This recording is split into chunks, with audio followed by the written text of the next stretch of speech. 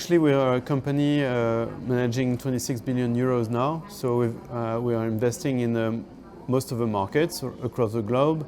As regards Europe, we have strategies covering all kinds of strategies, themes, segment, market capitalization, sectors, etc. And we are trying to expand our footprint across the seas in the US and also in Asia more recently. What is at stake this year is to manage all the politics. There are many things happening during the first quarter across the Atlantic, with Trump coming into the fray, but also in Europe with elections in Germany, for instance. So we believe that we could have some additional volatility during this quarter, but setting up the scene for much better second half of the year, especially in Europe.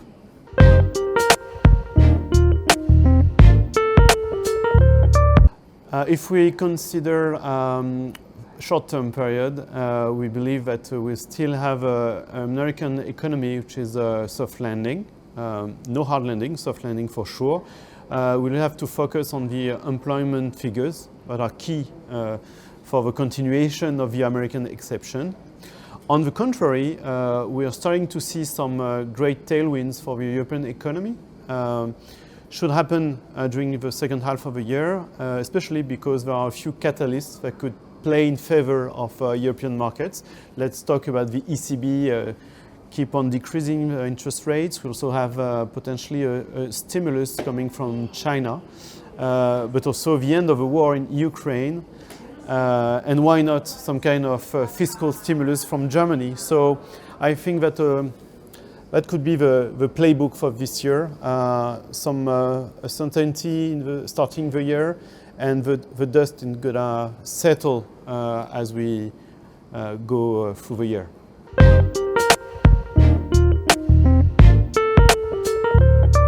So the US should be interesting if we stick to the most booming sectors and themes. So we still like the tech sectors. We still like the AI theme, also the space theme, but you have to be very more specific on the stock pickings compared to the few past years when it was a potential indiscriminate buying. Today we have to be more focused on idiosyncratic stories. If we look at Europe, it's the opposite story.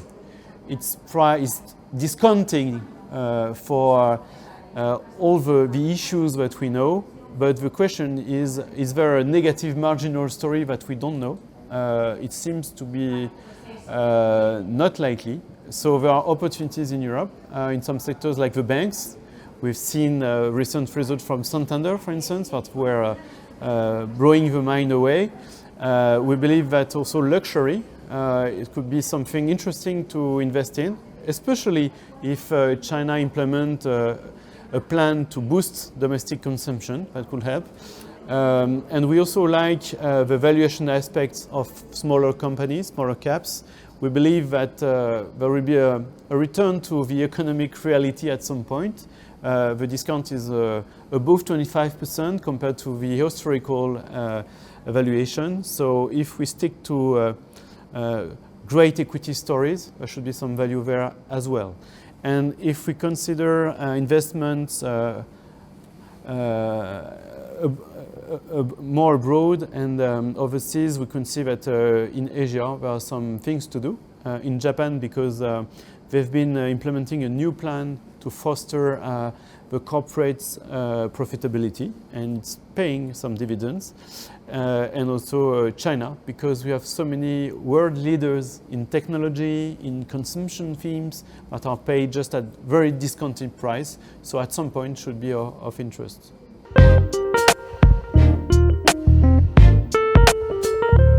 Bueno, estamos viviendo una verdadera revolución tecnológica y uno de esos motores es la inteligencia artificial.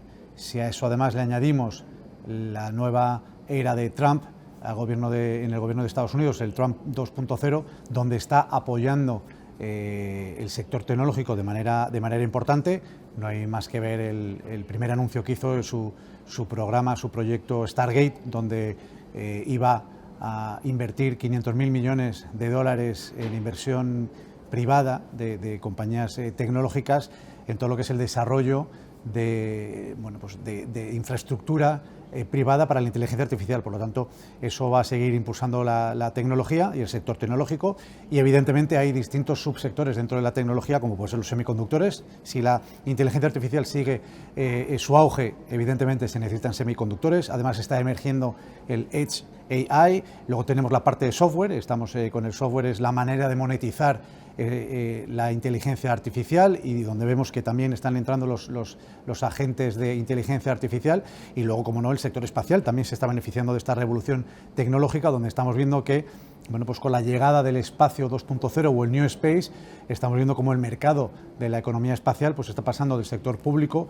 al sector privado. Estamos hablando de un mercado que en los próximos, según dice el Foro Económico Mundial, en los próximos años, hasta el 2035, desde el 2023 al 2035, va a crecer de media en torno a un 11% anual. Es decir, es un mercado que de los 630.000 millones de dólares que tiene hoy en día va a pasar a los 1,8 billones de dólares. Por lo tanto, es un mercado en plena ebullición, y además hay 5 catalizadores que nosotros vemos dentro de lo que es el sector espacial que van a hacer que esto siga en ebullición o en auge, que uno es el tema de la democratización del acceso al espacio. Cada vez es más sencillo y más barato acceder al espacio. Segundo, son las cuestiones geopolíticas. Yo creo que los países se han dado cuenta de la importancia del espacio en todo lo que tiene que ver con la seguridad. Luego las cuestiones políticas, vemos como Trump apoya mucho y está reactivando otra vez proyectos de inversión en defensa. La Comisión Europea también, la nueva Comisión Europea que ha entrado en marcha, pues también siguiendo un poco el informe de Draghi, está llevando a cabo un proyecto europeo de inversión en defensa. Luego tenemos la sostenibilidad, es una pieza clave también para luchar contra el cambio climático, y luego la inteligencia artificial, que sigue desarrollándose en todos los sectores y está aportando soluciones concretas. Por lo tanto, la tecnología a corto, a medio y a largo plazo es importante tener en cartera.